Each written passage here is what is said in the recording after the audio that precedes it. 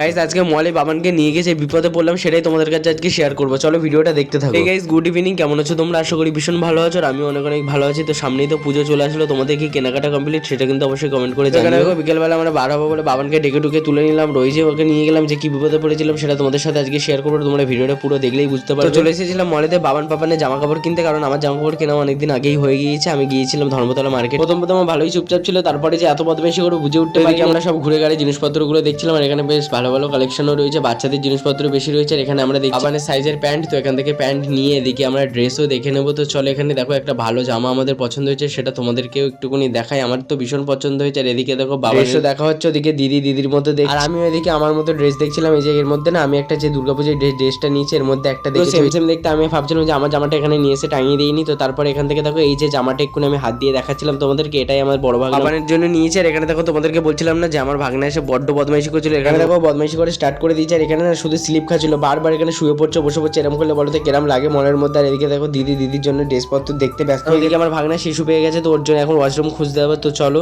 খুঁজে তিনতলার উপরে তো ওয়াশরুম পেলাম। আর ওর দেখো এত ভালো লেগে গেছে বাথরুমটা, শুধু যাচ্ছে আর আসছে।